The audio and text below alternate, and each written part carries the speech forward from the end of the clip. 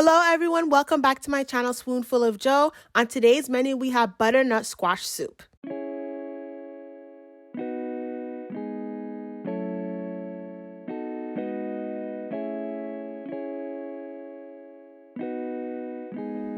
So here's everything we're going to be needing for our butternut squash soup today. I couldn't find whole butternut squash at the grocery store, but I did manage to get my hands on some frozen diced butternut squash. We also need one red bell pepper and a white onion, along with whipping cream. Please make sure you use whipping cream. So we're just gonna go in and chop up one white onion. We don't have to cut them into tiny pieces because the hand immersion blender we'll be using will do the trick to get it pureed. Now we're gonna go in and cut our red bell pepper. Again, don't worry too much about cutting it small. Cutting it in chunks is totally fine.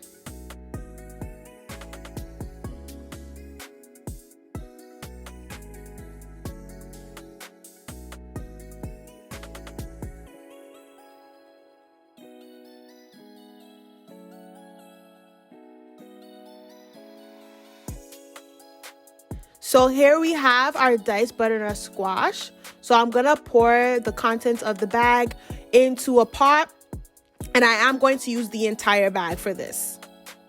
So depending on how much you want, obviously you can adjust according to the quantity that you need. Okay, so I'm just gonna pour. Please make sure you're using a pot that will fit all of your content. So that's why I ended up pouring into a different pot. But here you have it. There's all the diced butternut squash. It is frozen. And now I'm pouring in my white onion, chopped up,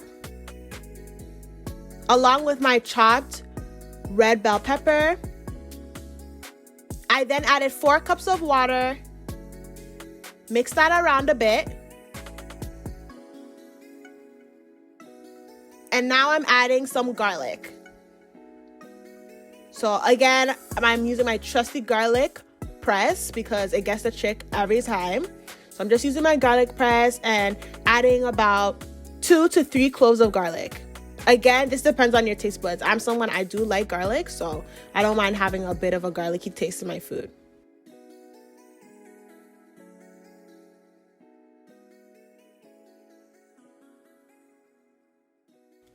So I'm now going to add about a tablespoon of salt and a tablespoon of brown sugar.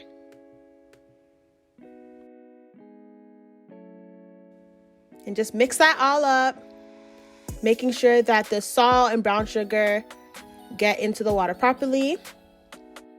And lastly, I am gonna add a bit of nutmeg because I feel like nutmeg just goes with everything, you know? And now the soup is ready to go on the stove. So here you see it's bubbling, it's boiling.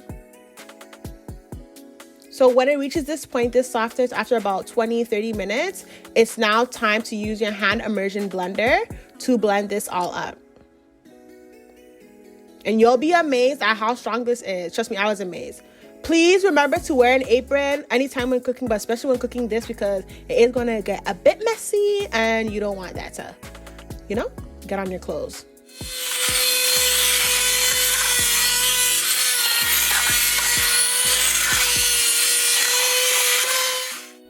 So as you can see, everything is getting blended slowly and surely. So you can see it starting to get smoother, the chunks are disappearing. We're well on our way to having our delicious homemade butternut squash soup. So I just added a tablespoon more of brown sugar. And now I'm going to go in with the hand immersion blender again and make sure that brown sugar is spreaded evenly in my soup.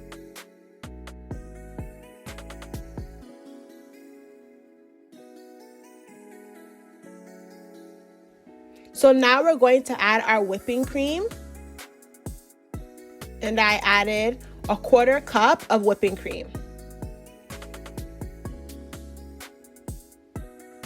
So for this part, I'm not going to use my hand immersion butter. I'm simply going to use my wooden spoon, whatever spoon you would like, to mix it up. because I don't want it to get watery. It's just the right consistency. If you prefer your soup more like liquefied than this, and that's your preference, but I personally like my butternut squash soup to have like some thickness to it.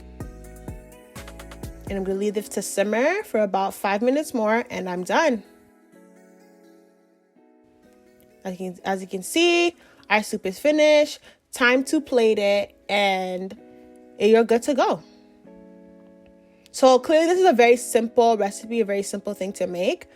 If you do manage to get your hands on butternut squash as a whole, you can look up how to use this. If I do make this recipe again, I will try my best to get a whole. And now I'm just adding some seasoning to the top of my soup, just to garnish it.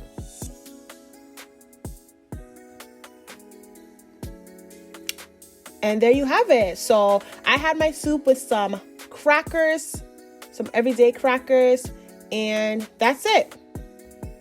Thank you for watching this video. Please don't forget to like, share, comment, and subscribe to my channel, and see you again. Bye.